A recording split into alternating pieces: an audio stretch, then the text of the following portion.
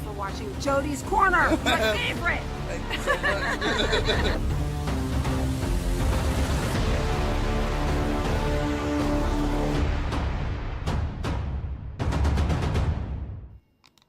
YouTube was good. It's your boy Jody Joe. Welcome to Jody's Corner. This is the Aquaman review, guys. The time has come. The time has come. Welcome, welcome, welcome. I'm Jody Joe. Thank you for watching this spoiler-free review.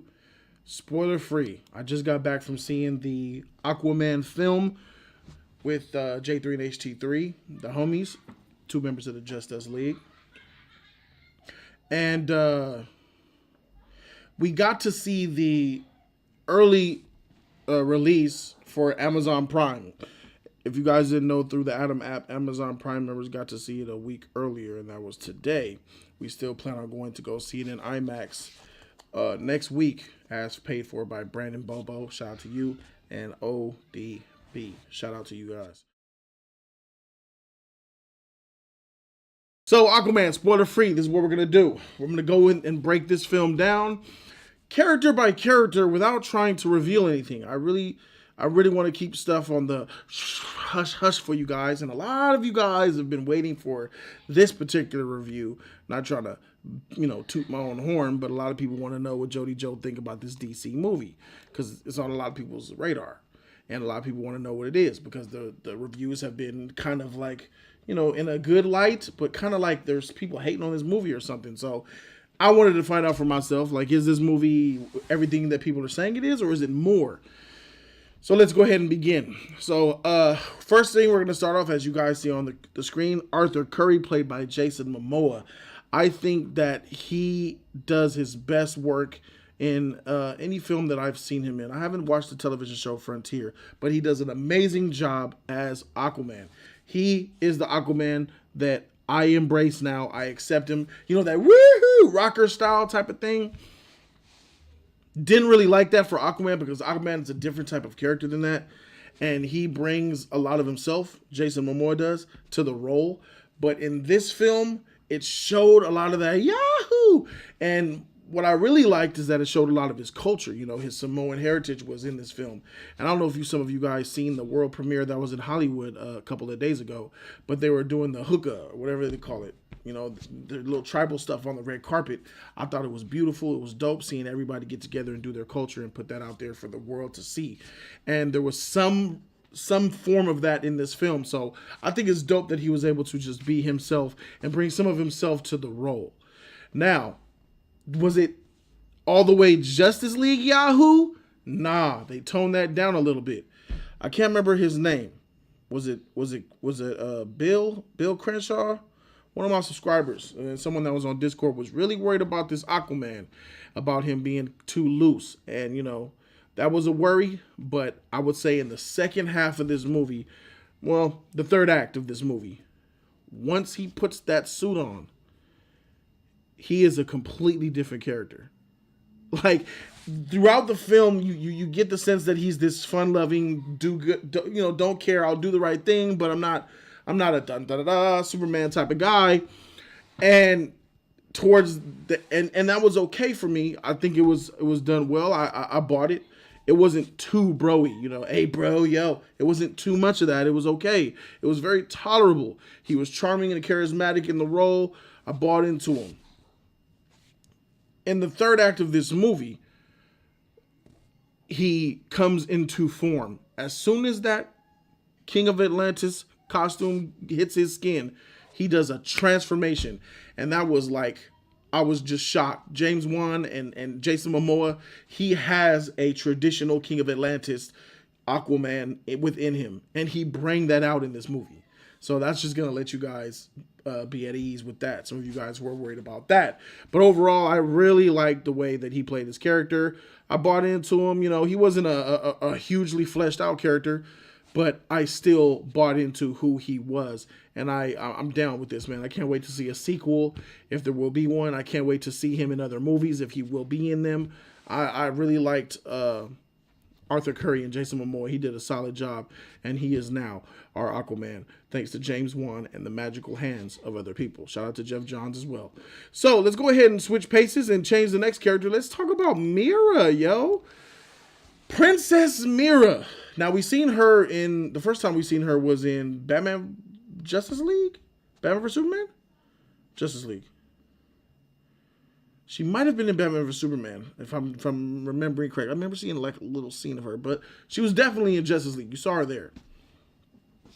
In this film, she's the princess, and she's basically betrothed to Orm, the Ocean Master, and she understands that Orm's character is not, his person is not he's not the rightful heir to the throne of Atlantis, and she wants to do right by Atlantis and put Arthur Curry in the spot of the throne, the real rightful heir of the throne, because that's who Arthur Curry is. He is the half-breed son of Queen Alana and Earth Dweller. They call him a half-breed, but he is of royal blood, and he is the older brother to Orm, the Ocean Master, making him the rightful heir to the throne. And Princess Mira is the one that wants to guide him. She plays the character that guides the character and shows him the culture. She's basically playing the Wakabi to T'Challa. You know, he's the one who's the customs, and she knows the customs, she knows the ways and everything. And she's that person. And I think that she was dope in this movie. She held her own. She was strong. She was a really strong character. She did her own thing. She wasn't a damsel at all, ever. She always held her own. I think that James Wan and the script really gave her the ability to be her, especially in this 2018 movement where every single body has a big eye open looking to see if these women are done justice. You know, they want to call the lynch mob. Well, you know, women aren't... She's a very powerful, strong, noble, compassionate, passionate, lovable, sexy woman. And she looked fine in this movie. And I love seeing her in those tights. But overall, she was a good character, though. Real talk. She was a good character. I bought into her. Wasn't nothing... I don't really have any complaints with her character, except that it didn't really feel... She came off to me as someone who wanted to have sex with Aquaman more than love him. You know what I mean? Like, she just wanted to just get some of that good old D without the ring. You know, that's what it just came off to me. Like, she was eye gouging him, and it wasn't like that. You know how that romance is kind of like, oh, I'll start to warm to you. And her character was instantly glued. All right, Aquaman is the one I'm going for, you know. And I think that was just a little bit heavy, I think. But it was obvious it was going to happen, so I ain't even tripping. That's just really a nitpick. Overall, I liked her character. I like Mira. So let's go ahead and move on to the next character. This guy right here, King Orm. So this guy is the younger brother of Arthur Curry. He is the king of Atlantis because Arthur Curry is a land dweller. He's not in Atlantis. He hasn't adopted and embraced his roots. So he's the king of Atlantis, and he's trying to take the kingdoms to war with the land dwellers. And he's getting other kingdoms. He's trying to get the other kingdoms. There's 7 kingdoms. So he's trying to get the other kingdoms to be on his side so he can go to war with the land dwellers. Some of the kingdoms do not want to go this way because they don't think it's the right way to do. And some of the kingdoms do. His character per se, as far as just him without all the story around him, just him as a character taking him out of the element, I thought he was okay. I wasn't, doing backflips over him. I thought he was him as an actor, he played the character well. Lots of passion in his acting, lots of screams and yells and chants, and a lot of hate in his eyes. He has a disdain for his brother, and you could kind of understand. And all of that was tied to their mother. So I kind of felt for him. I understood him. So that's the good thing. I understand why he is the way he is. So him being like the villain, one of the villains of this movie, I thought he did a pretty good job. He's a decent anti-hero villain guy. I don't really see him as being evil because you understood his motivations, and I liked him very much. So moving on to the next part.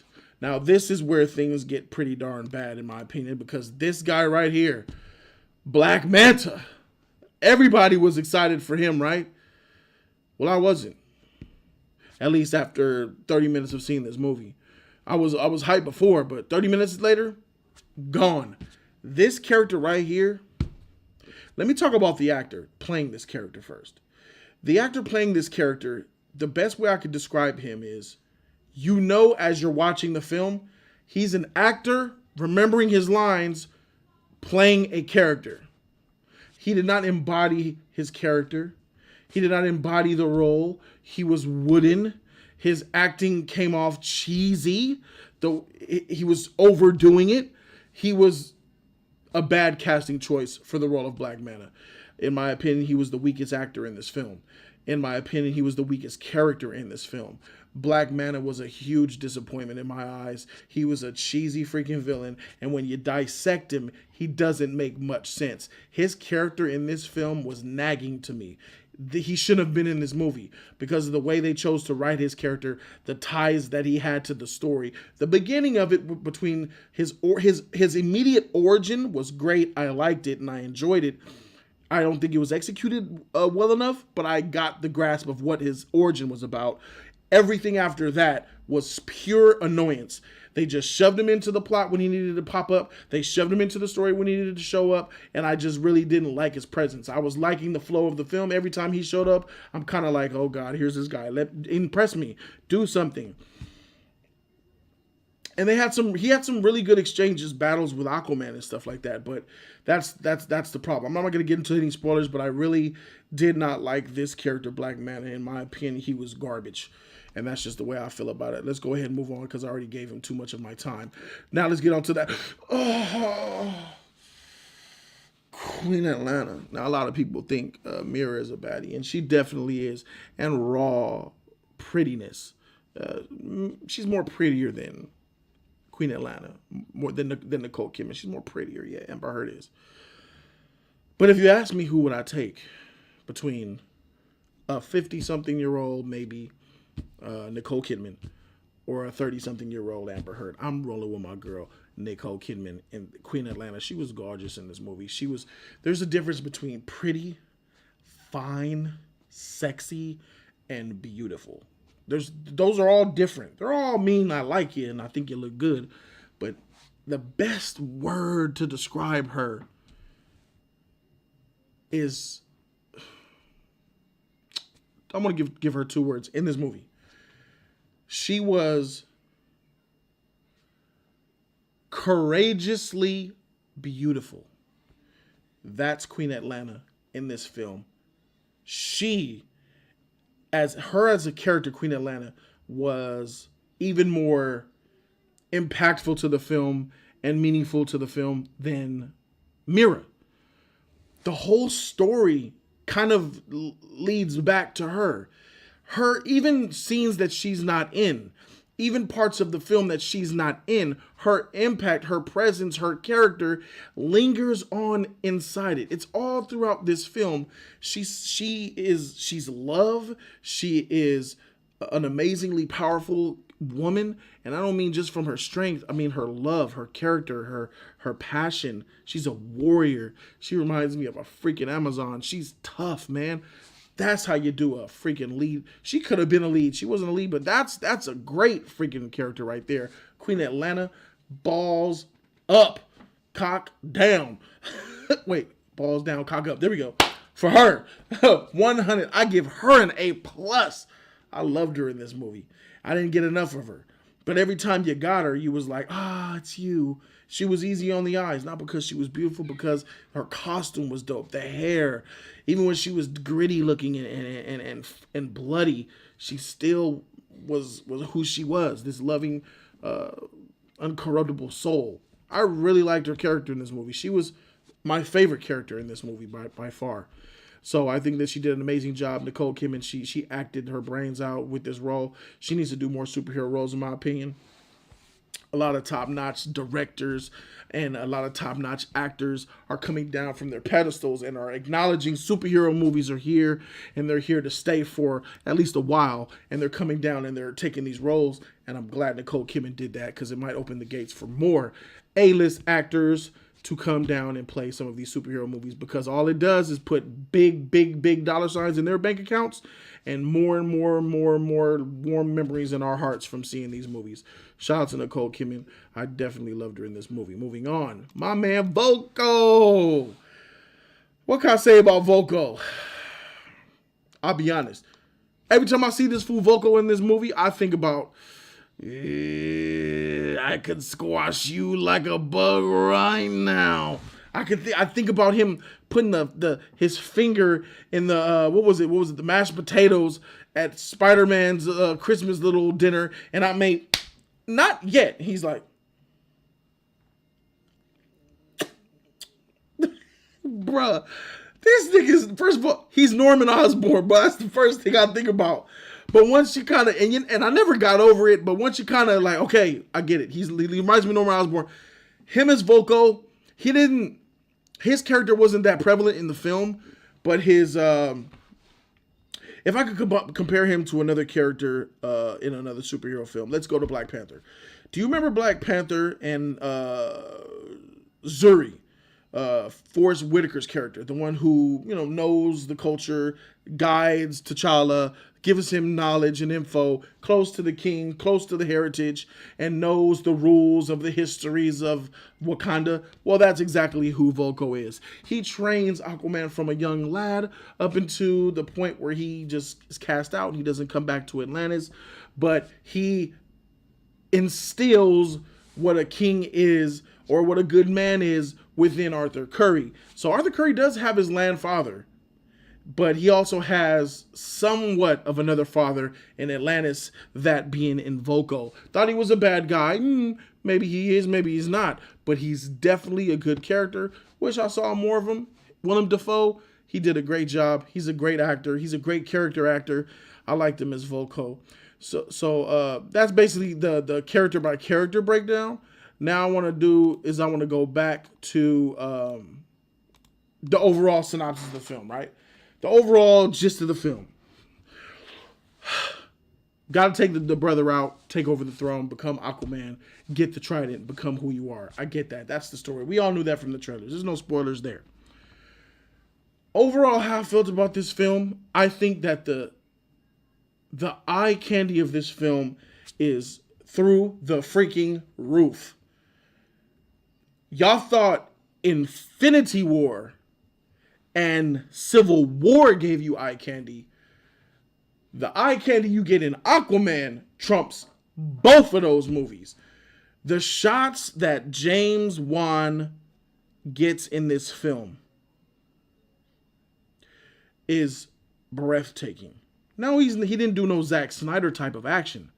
His is a different style of action. Zack Snyder has he made the best freaking action scene I ever seen in a superhero movie in Man of Steel, between Zod and Superman and Feyor and all that.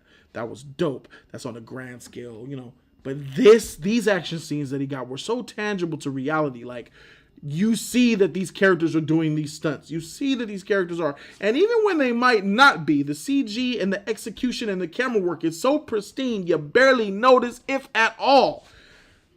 The pan-ups across, the shots that he gets from so many different angles, the going around a fight sequence, and you're just like enthralled in this world that this man created.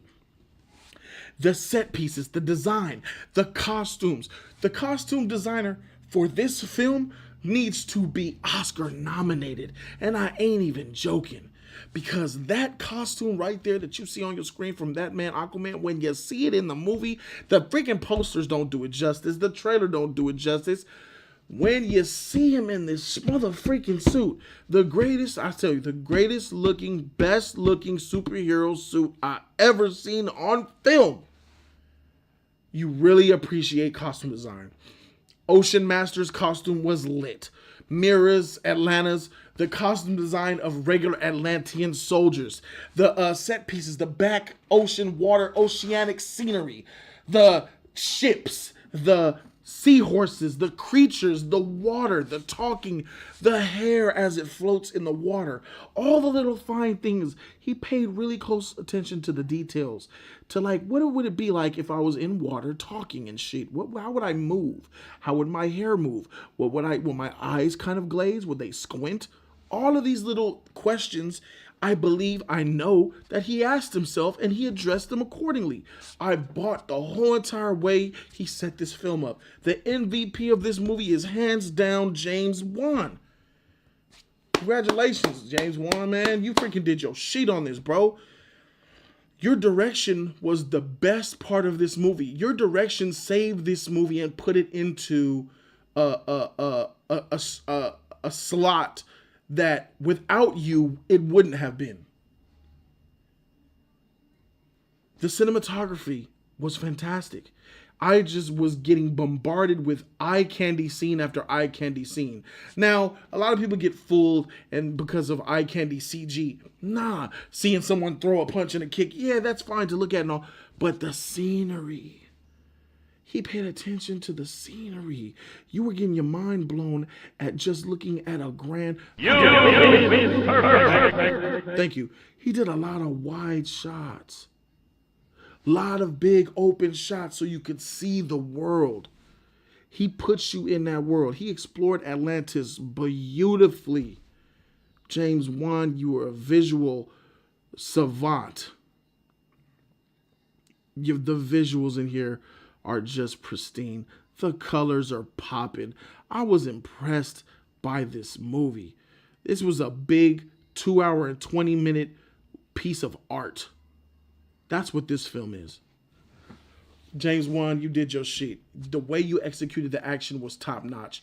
These type of fight scenes, these Winter Soldier type of fight scenes in this movie were freaking dope. And then when you get underwater, you got a different type of fight scene. And I love how they shifted. How would a fight scene be on land? Like this. And he shifted to that. How would a fight scene be like underwater? It would be like this. And he shifted his direction style to that. The man did his freaking thing.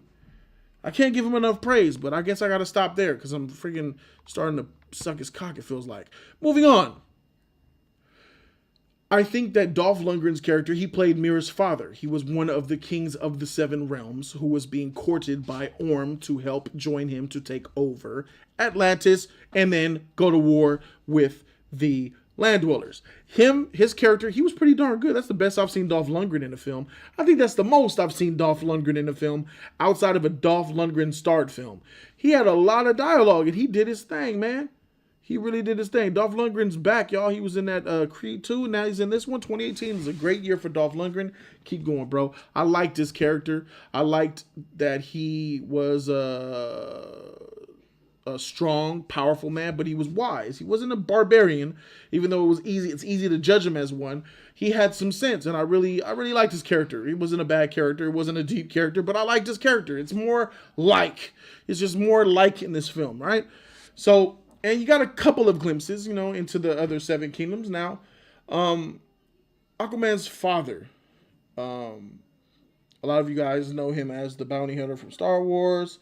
I know him from Once We're Warriors, an old film.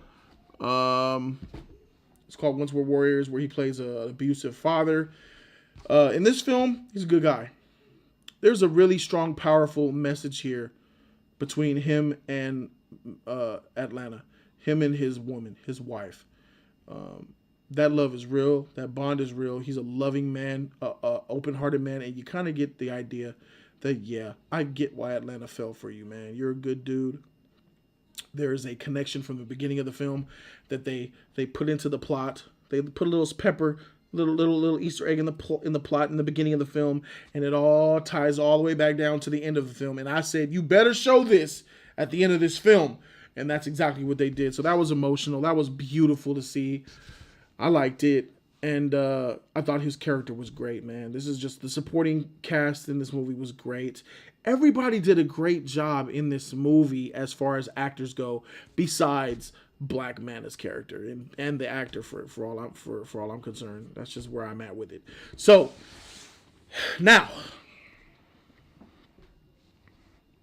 I gotta talk about the negatives. This would not be a Jody's Corner review if I don't keep it 100 with y'all, right? I gotta talk the negatives. Let me see right here. This gotta come up here. There we go. That was getting on my nerves.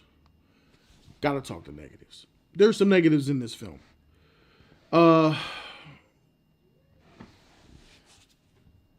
one of the negatives, well, the biggest one. Let me get to the biggest one. The biggest drawback of this film is the story, the script. I'm disappointed in the writers of this film, and I believe this was written by Geoff Johns. The story was by Geoff Johns and James Wan and another man. There was a third name there, but I'm really disappointed and let down by how such a spectacle, such a technological masterpiece, such a strongly character-driven film like Aquaman could be bogged down by something that you should have really paid attention to in the beginning of the process of making this film. And that's making sure that the script was on point, that the story was on point, that the little, everything tied to the story is the issue with this film. Now, I could begin to poke at this film and unravel string after string until there's a ball of freaking strands of yarn all on the floor from this script, because some of it doesn't make sense, some of it is unbelievable, and some of it is inconsistent. Inconsistency is a problem with the story within this film, not within the film per se, because the characters do such a good job at helping and the visuals do such a good job at helping, but they're doing the heavy lifting for this script. They're carrying that dead script and they're just trying to help that shit. And they did it. They successfully carried it.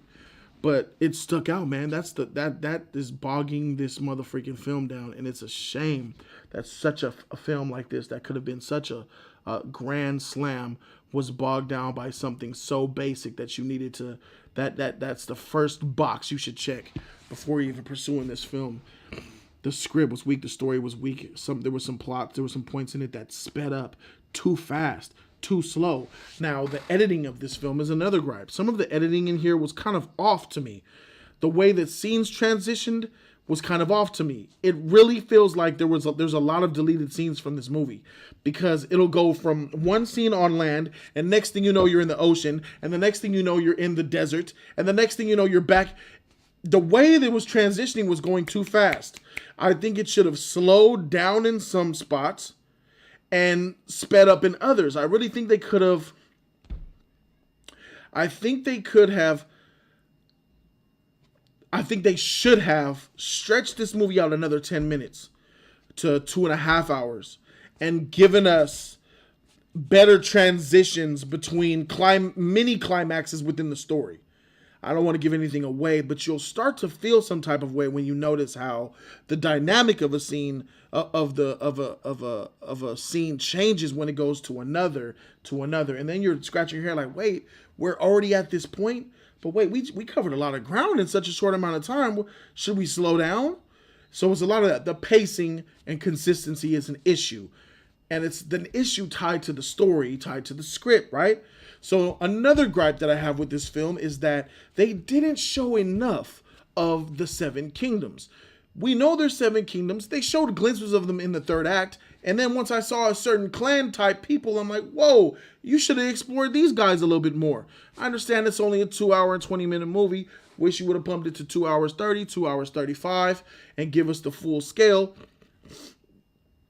But I really think that they dropped the ball on exploring the 7 kingdoms and giving us more story there, more meat on the bone. The bone was freaking dry. It was nothing there really when it comes to the history of Atlantis, the clans of Atlantis, the kingdom, what it means, where's Atlantis, how they sped through that really fast, and everything that's evolved around that trident. And they just sped through that in order to hurry up and get Aquaman to his goal and to get them to this certain point of the story that they wanted to tell. It's almost as if James Wan, I'm just making stuff up here, it feels this, I'm just going by what I think. It's almost as if James Wan wanted the story to be sacrificed in order for him to direct special sequences. It's like James Wan might have been impatient, like, oh, you guys, we ready? I want to do this scene. I got the setup and everything. I want to do the scene. And the writer's like, yeah, we're ready. All right, here we go. We're ready. All right, James takes the paper. All right, cool. All right, here, let's do it. Let's shoot the scene. Like, James was like, can't wait to get behind that camera when he's not realizing that this script that you rolling off of is kind of weak, bro. Like, it's got some flaws in that motherfucker, and this is a shame. It's a shame when you freaking think about it, man. But those are the four gripes I have with the film. The biggest one is the story, man. I really did, man. Freaking, I wish the story was better, man. I got the idea of it, but it wasn't executed well enough, and it didn't go into enough detail where it should have. It went into a lot of detail as far as the Atlanta and stuff like that, but like, we heard about these other creatures and all these other people that we never really saw. We only got glimpses of, and I wish they really got into that more, because it would have made a lot of the story make a lot more sense. So that's just where I am with that. Now, enough wasting your time. I'm going to go ahead and go into the conclusion of this review. So, Jody, overall, what do you think? What's your grade, bro? All right. This film was an A+ out the park waiting to happen.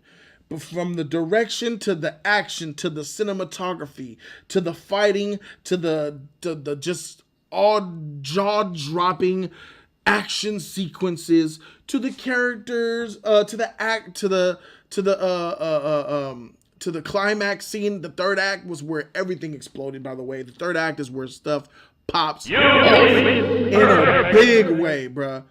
Yeah, in a big way, stuff pops off in the third act. This film wasn't really boring ever, because it was always doing something when it comes to visuals, because it's a lot of that, and it's just a really well-made, well-shot, well-crafted film.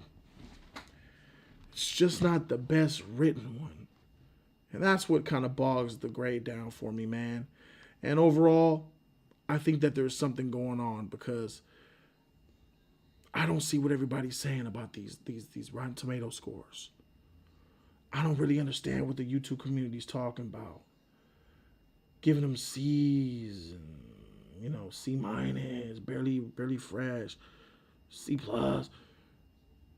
Your official grade for the second film of the DCFU made by Wonder Woman and Patty Jenkins.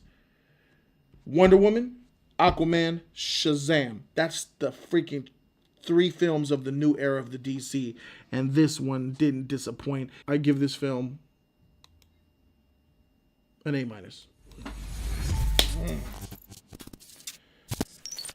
Yes, that A- grade could have been a solid A, could have been an A+. It really was working with a beast towards the end there. But, certain stuff bogged it down. But that's a solid grade for a solid movie, y'all. Can't wait to see this in IMAX at City Walk next week with the homies in the Just Us League. It's going to be really dope. I definitely see this as being right under Wonder Woman. I got Wonder Woman is a better film than this one, in my opinion, still, because Wonder Woman was just that complete. It had everything there, even though it lacked in certain parts, but overall everything was there, story included. I have this film above a lot of MCU movies. The only film that Aquaman probably isn't topping is your Civil War, your Winter Soldier, your Black Panther. This film is like on, maybe I'll even give you Avengers. I think it will be after Avengers, Civil War, Black Panther, and Winter Soldier. Aquaman's right there. So this would automatically be a top 5 MCU movie throughout the history of the MCU. So this is really a great film. It's fun. It's a good time at the movie theater. Go watch this motherfucking movie, guys. You guys will enjoy it. Thank you guys so much for watching. I am Jody Joe, and I'm out this thing, man. Deuces.